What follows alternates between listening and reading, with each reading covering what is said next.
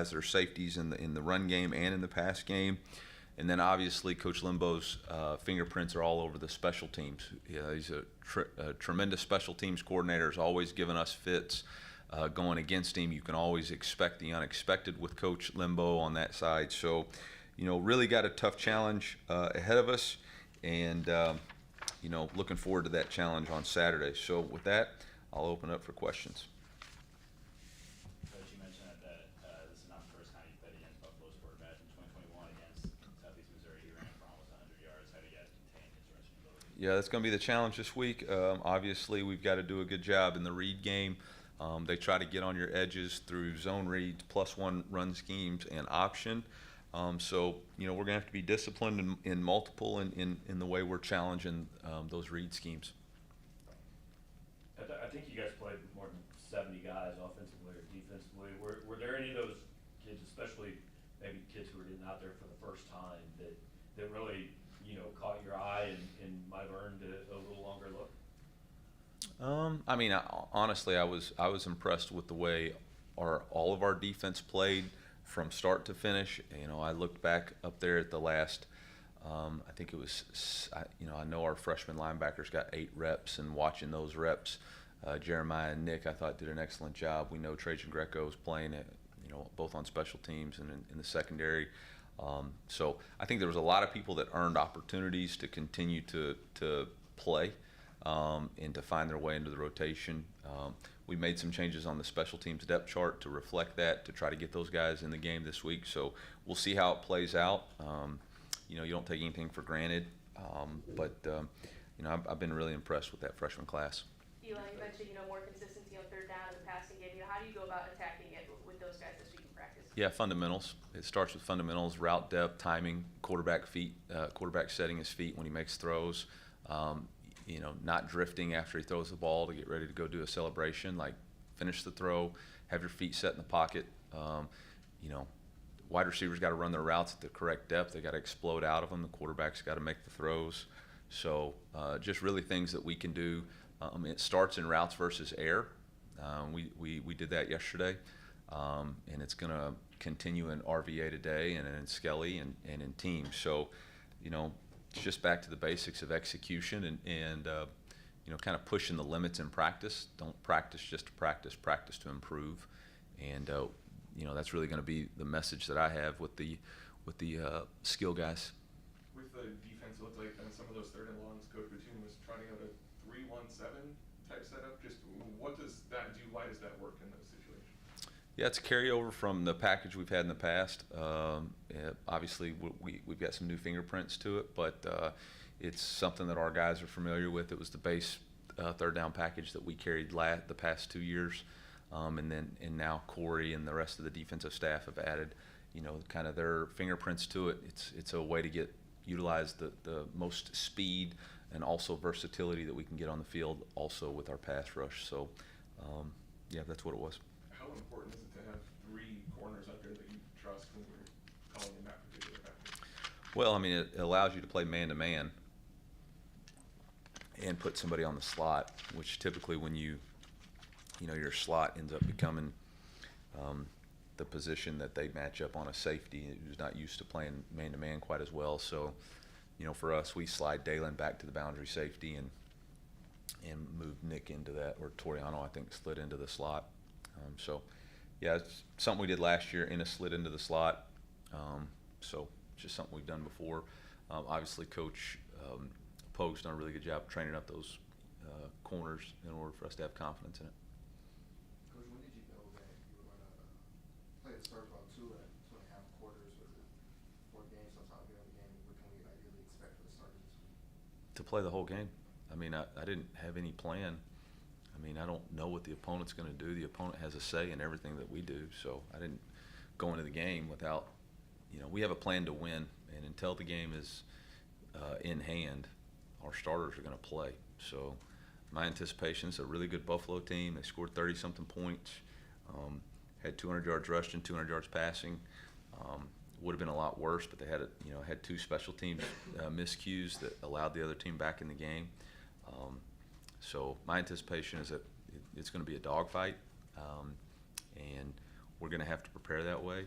So as far as, what ultimately led to the decision, at halftime, it was 35-0, and I felt like at that point it wasn't, I'd seen what we needed to see out of Brady, and then didn't really want to put, Theo was already kind of dinged up, so didn't want to put him in any more jeopardy, and Connor Tollison has had plenty of snaps, so there wasn't anything we needed to see out of those guys. Coach, one of the units that saw a lot of guys play last week was the offensive line, especially with them getting some goal line reps. What are some things to maybe could see some areas of improvement heading into the future? Well, we didn't sustain blocks as well as we wanted to on the outside zone. I don't think our counter scheme was as clean as we wanted it to as far as our kick out. I think we were light a little bit on our inside zone double teams. So there's plenty of opportunities for us to continue to improve. Specifically with those young guys, we got down inside the 10 and weren't able to score, running, inside zone behind. We have two guards in there that are 340 pounds apiece, and we were getting knocked back in the A gap. So that's got to improve if we want to have a shot in this league. Eli, in that first quarter alone, there was a lot of rotation in the front seven, specifically, even when you still had most of the starters in. Do you feel like you have enough diversity of skill set in that group to really just play players where they're best suited? Are you talking about defensively? Yeah, the front seven on the defense. Yeah, the front seven on the defense, we feel really good about the depth and the quality of depth that we have, and the ability to keep guys fresh. And so I think that rotation is going to continue because we just don't see a drop off. I mean, I think Corey Flagg might end up being our leading tackler in the game, and he doesn't play on third downs as of now, and rotates. So, I think we feel really good about when Corey and Khalil come in with Chuck and Tristan, who've played a lot of football for us, and then obviously in the D tackle room with Christian. Last year we played 4 guys really in the defensive tackle. This year we feel like we've got 6 with the emergence of Marquise Graciel. Obviously Sterling has played a lot of football and really played well. Chris played well. Jalen Marshall's come in and played well, and Sam Williams has earned a spot too. I mean, he's done a really good job going against our guys. So, we feel like we've got 6 guys that can really play at a high level in that room, and that's only an advantage for us as we prepare, for this week's opponent and moving forward. Did it really come back to you that Blake Craig was the guy that was going to succeed Harrison? Last year in fall camp when Harrison wasn't kicking as well as we wanted him to, and so I put Blake with the ones just to send a message that there is no secured positions. And we had to do that with Blake this year in fall camp. There was a couple days where he wasn't kicking as good as we wanted him to, so we put Nick in there. So, I mean, at the end of the day, every position's up for grabs in competition. I mean, you see that throughout college football. There's no sure things. So if you're not producing, then next guy's got to be ready. And that's the always compete mindset that our program's built on. So if you're not at your best, somebody else in this building is, and they're going to take your spot. Coach, a couple days to digest now. Talking with Brady and maybe Chuck on defense too, how do you think you guys utilize the helmet communication tablets on the sideline as well? How was that in game 1, and what would you guys like to do moving forward with that? Yeah, it was fine. I thought we utilized them well, utilized them to our advantage, utilized the headset communication system well. I don't know that we'll change anything really. Coach, you mentioned that Brett Norfleet and Theo Weiss were more precautionary not to play in the second half after the game. What have you seen from them, or have they been practicing, and what can we expect for Saturday? Yeah, I think those are great questions. The SEC has issued a new injury protocol. We're going to start following that. I think we started on Wednesday, so we'll update our injury reports on Wednesday, and then you'll get a Wednesday update, a Thursday update, a Friday update, and a Saturday morning update. So if you're not a gambler, it won't help you. It'll be kind of boring. If you are a gambler, you can really watch that money line. Can you explain the importance of rebuilding and investing in the offensive line?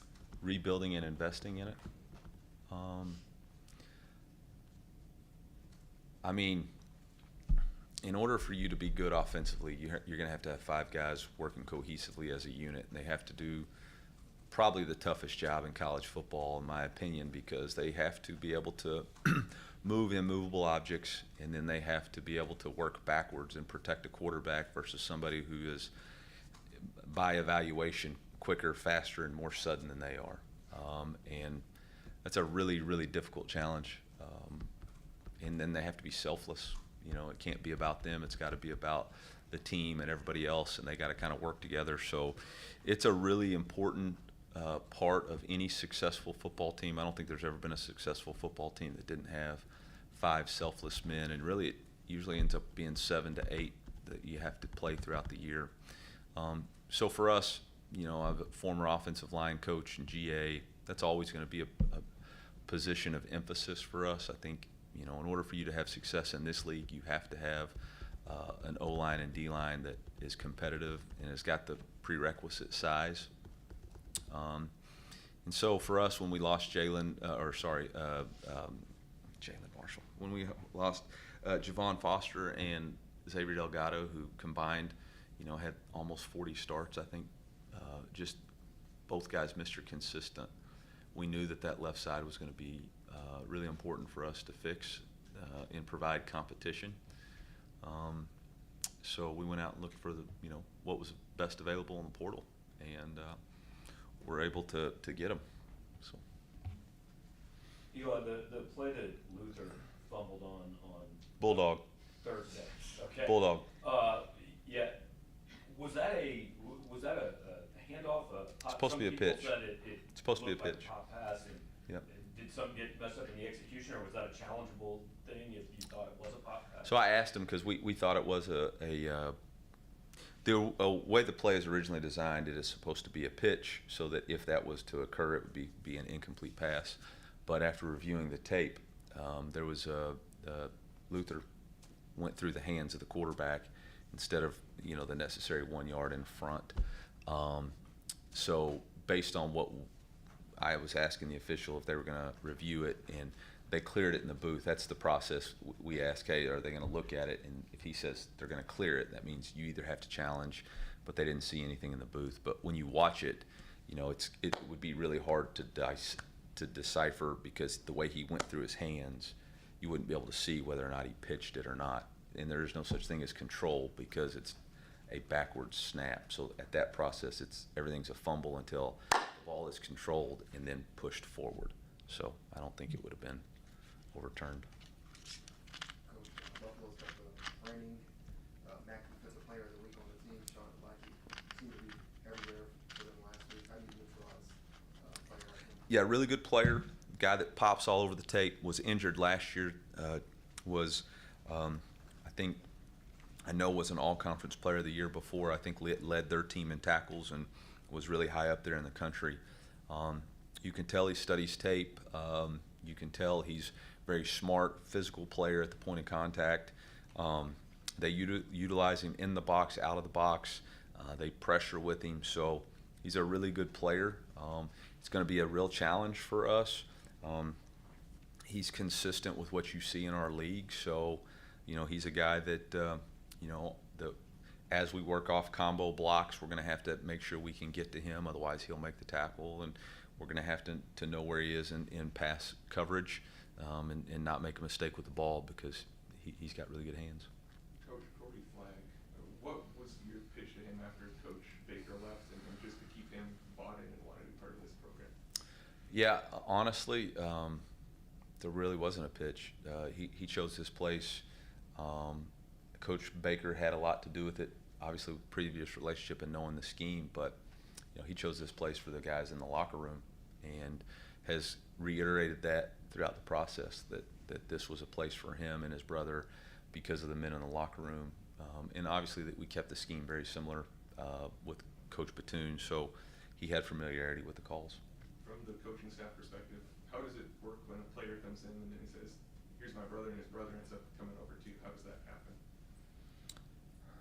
They say, I have a brother, he's a really good player, would you watch his tape? And we watch his tape and say, he's a really good player.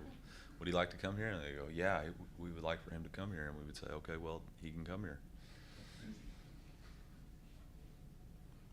Anything else? Coach mentioned last week that scouting for Murray State was very difficult because Yeah. 60 new players and new scheme. Is this week any easier with you knowing Pete Lembo personally and having tape from week 1 to look back on? It's a little bit easier because you have all their players on tape with a week 1 game that went 4 quarters, so you're able to assess personnel. You know, there's still a lot of question marks related to scheme. Their defensive coordinator, you know, was a part of a staff, but has not called defenses before, so you're not quite sure exactly what his DNA is because you don't see but one game. There's not a consistent approach to it, so that's been challenging. You go back and make the best guesses that you can based off his training. You know, special teams I feel pretty good about knowing, you know, some of the things that he can do. It's just a matter of when he's going to do it. Offensively, you know, coach did not call plays last year, so he's been a year removed.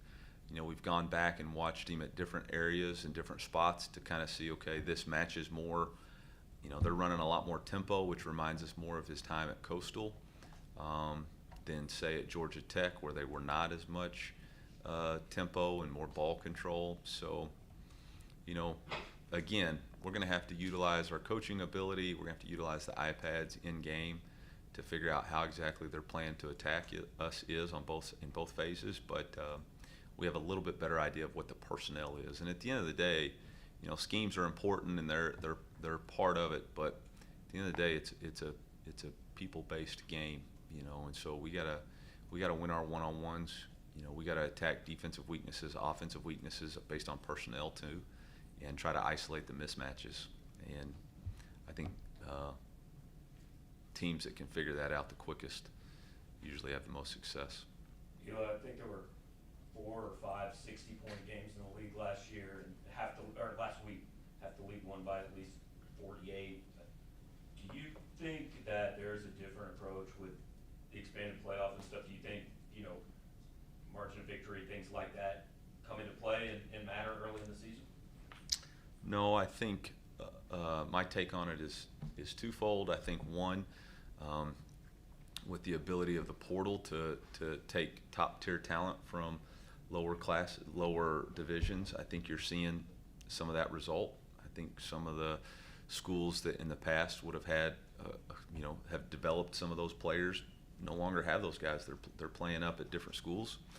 And then I think the next thing you're seeing is the need for us as coaches to see as many guys play as possible, as long as possible. And so, you know, I saw where Coach Kiffin talked about that he didn't even consider reducing the quarters, and I'm with him 100%. I mean, we got to have our guys play, and we've got to get as many quality reps because that's how you develop, you know. And so I think you're seeing guys who need to let their 2s and 3s play and play at a high level. And when you play to win the game. You play to score, you play to stop people, and you want to see them compete at the very best. So I think those 2 factors are going to lend to some of the mismatches, you know, on the field. But that wasn't the whole story. I mean, there's other schools that, I mean, go toe-to-toe, you know.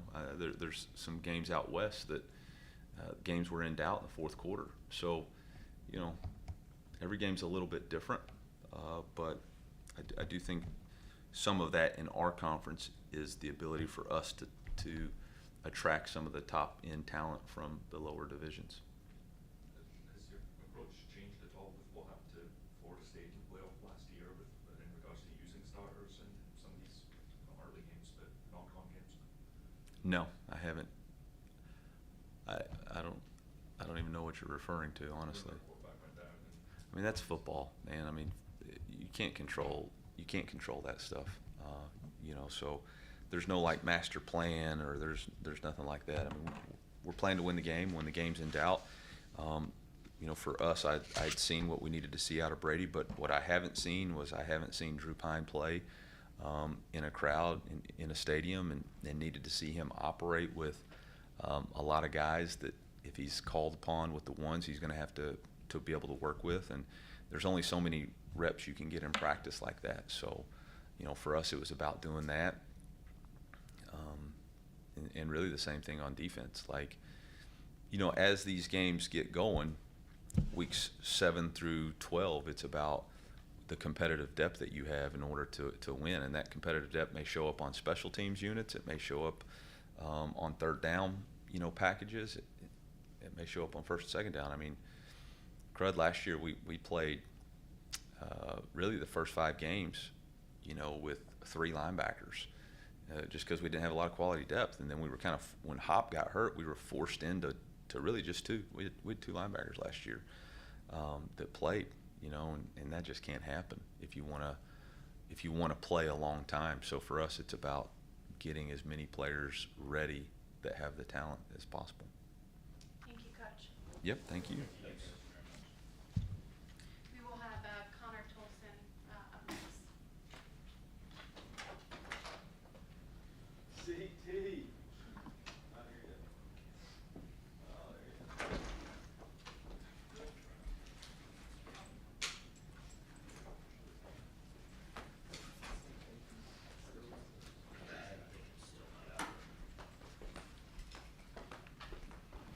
Alright guys, we got Connor Tollison.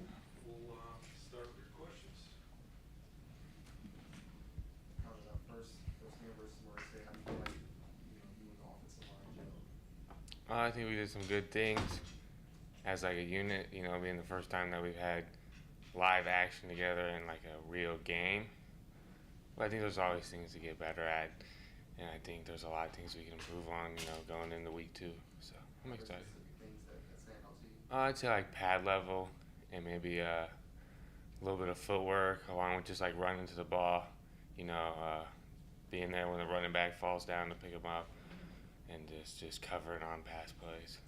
Was it a little strange seeing someone, Cody Schrader, hurtling past you? Oh yeah, a little different, but we've had Marcus and Nate here all camp, and so it's been good. What's it been like working with those two and the different styles that they bring? Oh, it's been great. I mean, to be honest, you don't even really know who's in there at times, so it's really not until they get past you who you see in the game. But it's good. I think they both bring, their own specialties, but I think together they're even better. Connor, I think the starting offensive line played about 50, 55 snaps. I mean, how valuable does that become later on? And when you get to week 9 or 10, that you can have a week where you had a quarter and a half off. Yeah, I think it's gonna, definitely help you stay fresh as the year goes on. Ultimately, your body really does take a toll, especially playing offensive line. So I think just limited wear and tear is only gonna be better, just to stay fresh and have your legs underneath you as the year goes on. But can you tell a difference on even Sunday and Monday versus, say, again, where you were out there for 80 snaps in an SEC game? Yeah, I think you can tell.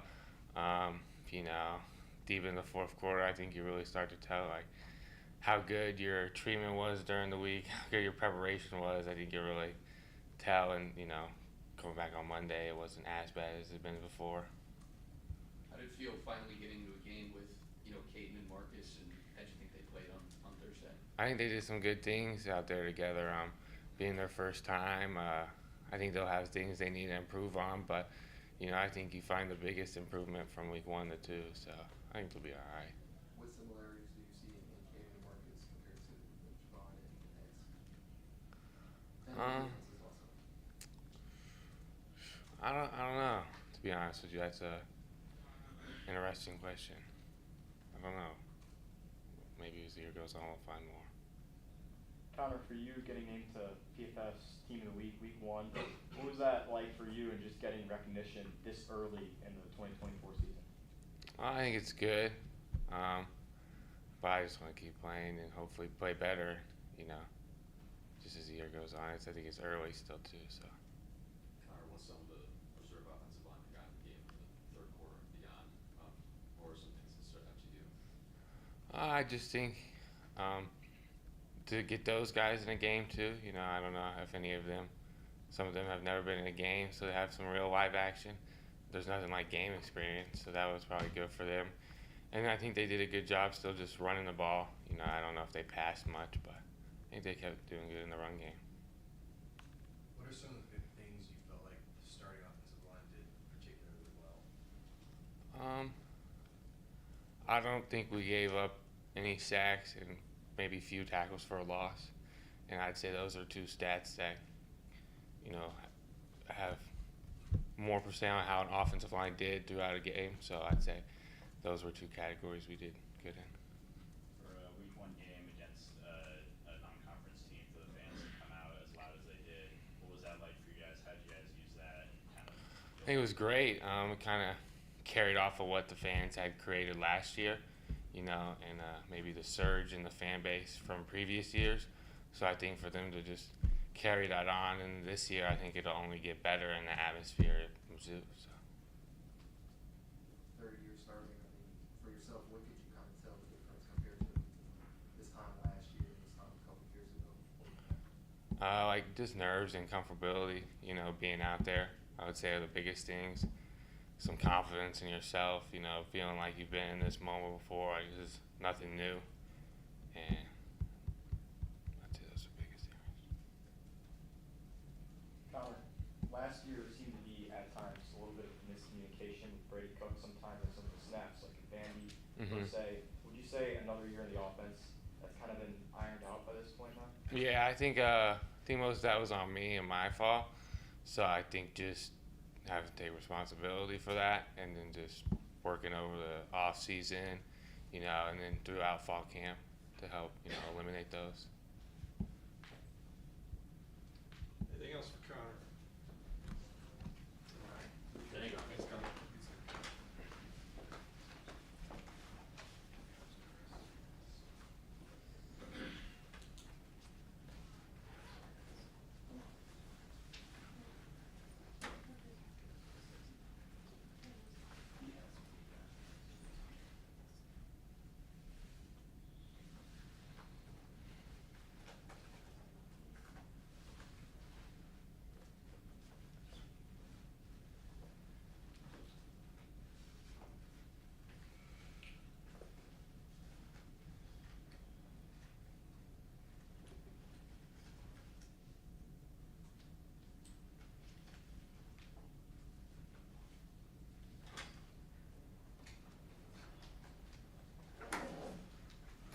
Next up, we got Toriano Pride Jr.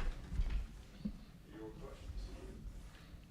Toriano, to start your Mizzou career, you know, like you were able to, with a pick six like that in the opening game, you know, what was that moment like for you being back home as well? It felt amazing. For one, being my first college touchdown. That's really all I was thinking about. I had to score. And two, I'm at home doing it. First game, debut, back at the crib, so I was happy. Your dad told me a couple weeks ago that, you know, coming here to Mizzou, we're going to get the Toriano. I said the same thing. Yeah.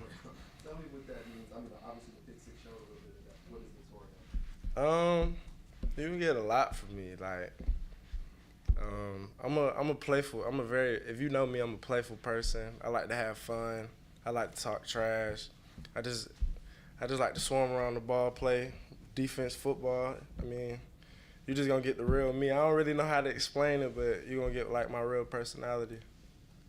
Toriano, on some of those third downs where you guys have 3 corners out there, it looks like you moved in the slot a little bit more. How does your role change in those plays and those things? Yeah, slot different than corner, so it's kind of like they got a two-way go, but yeah, it's a lot different. You gotta have a different technique for it, but it's not really too much different for me. Is it something you've had to learn since coming here? No, I played slot at Clemson. I didn't rep it in the game though, but we practiced it, and my coach taught me it. Toriano, especially with switching out packages, especially on later downs, how do you think the communication was amongst the defensive backs to ensure you all were in the right alignment? Oh, I feel like communication as a whole was good. Like DBs, linebackers, safeties, even DNs. So like I feel like last game we communicated very well as a defense.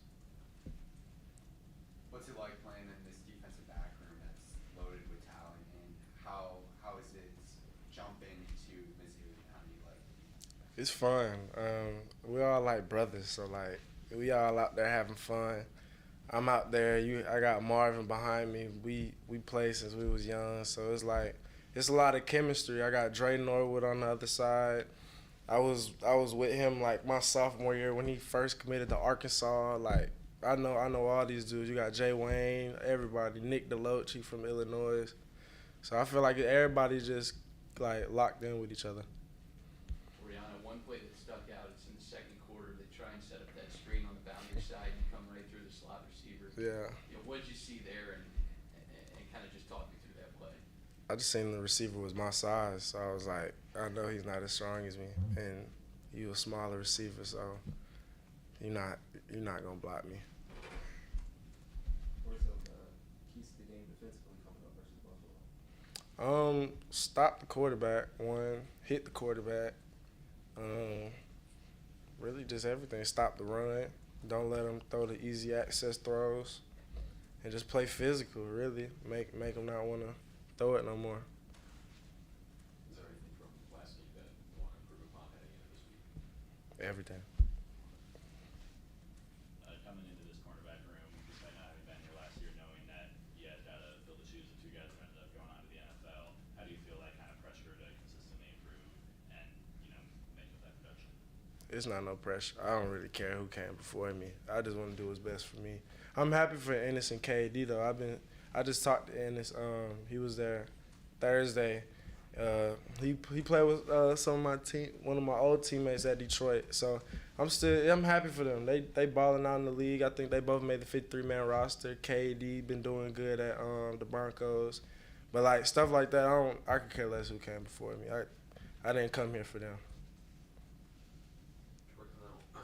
On that interception, it's obviously not a great pass from the quarterback, but it really looks like you just make that decision pretty quickly. You're a few steps behind the wide receiver to the point where you end up jumping and taking it. Do you feel like we at a point now with this defense and just your confidence with yourself to be able to play freely, play fast, and just be able to make those mind reads instantly and go for it without thinking? Yeah, you're asking, is it easy for me to do that? Yeah, just like how comfortable.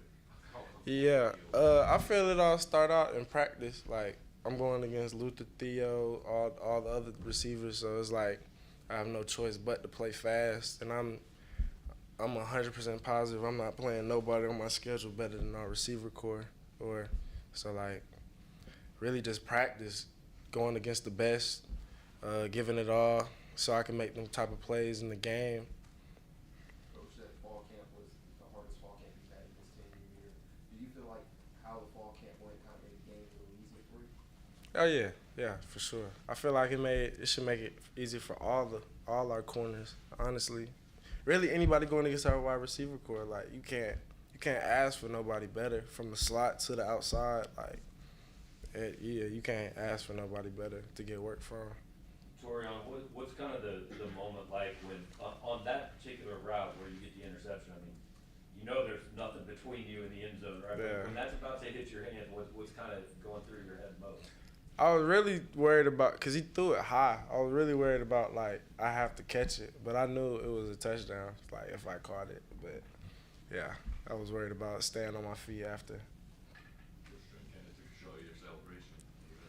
Yeah. Yeah, I'm gonna work on it this week. People don't know that was my first touchdown, so I wouldn't even think about no celebration. Anything else for Toriano? All right. Appreciate it. Thank you.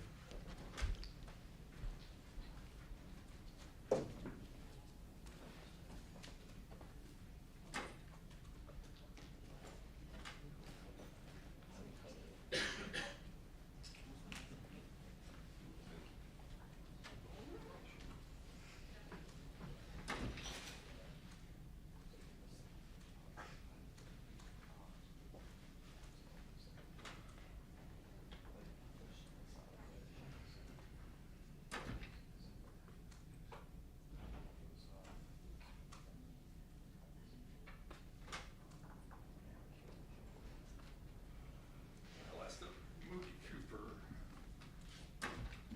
Take your questions. Mookie, after a couple of days to watch film and all that, just kind of overall assessment, especially the passing game on Thursday night, what you think? I think we can get better. That's what we're gonna do this week.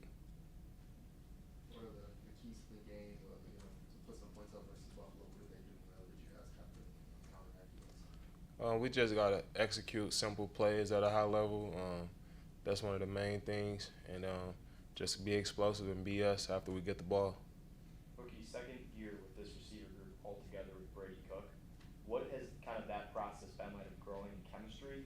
what is the potential of this group here in year 2 versus last year? I think the biggest thing is we're able to communicate better with each other with things we're seeing on the field and things we need to get better at. We all take coaching well from each other, so I feel like that's been the biggest improvement from year 1 to year 2. Rookie on the 49-yard catch and run that you had later in the game, just take me through that play and what you saw. I saw they had internal pressure. I knew it was going to come to me pretty quick, so yeah, just kind of instincts kicked in, and I just tried to go make a play.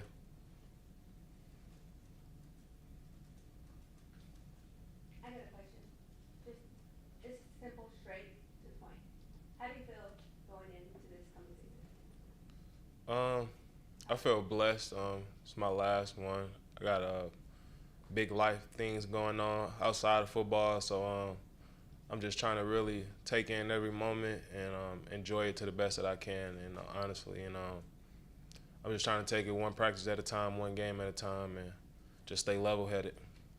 How big was it that Danny Blood was getting a lot of fall camp hype and was doing well and stuff like that? He, led the team receptions and receiving yards the other day. That was good to see Blood get active. We knew he had it in him. He did it all camp whenever his name was called upon. So it was just good for him to be able to go out there on a Saturday in front of Furrow fans and put it all on tape. Mookie, were you guys utilizing the tablets at all on the sideline, or was Brady talking through some of the stuff he was seeing to y'all? Yeah, we use the tablets. Brady was also giving his comments, but like that's kind of where you get the comments from. Like you see it on tape, and then he can say something, but it's always better to be able to see it and visually be able to learn from it. So how was it, the helmet communication, stuff like that? How was doing that in front of a packed out stadium? How was that kind of different than what you're doing in practice? Honestly, I don't know how the helmet process. I'm talking about him communicating to y'all and the stadium being loud and stuff like that you're going. I feel like it's really pretty much the same as far as him communicating with us, the receivers. I don't know really how that process really is for him. I don't think nothing really changed for us involving the helmets. I feel like it's more him and what he's seeing out there and just like certain keys that he may get from Kirby. But for us receivers, there's not really much of a difference. Yeah. You guys had 11 different receivers catch a pass in the game against Murray State. What does that show to you about the depth of this team and how you guys can attack really from any angle? It just shows like anybody could be on the field and make a play. So you can't take a play off as a defense knowing that certain guys are on the field. So it really just shows how versatile we are and that anybody, like I said, can make a play. I know there have been, from the outside, a lot of people wonder how the defense replaces what it lost from last year. How gratifying was it for you guys to see them pitch a shutout and hold somebody? I mean, they're the number 1 defense in the country right now. Yeah, it just showed really that we had a standard outside of, whatever coaches are here. I feel like the defense just has a standard of how they want to play. And it felt good to go put it out on tape. And, it's just week 1, but that's just a stepping stone for where we're going to go from here on out. Same question with special teams. What's it been like watching someone not go Harrison Davis going out there and getting field goals? I feel like we got a great kicker in Blake, and he'll continue to grow and he'll continue to excite fans whenever we need him. And he's gonna come through. He came through a lot in fall camp, so I just can't wait to see those big moments happen for him.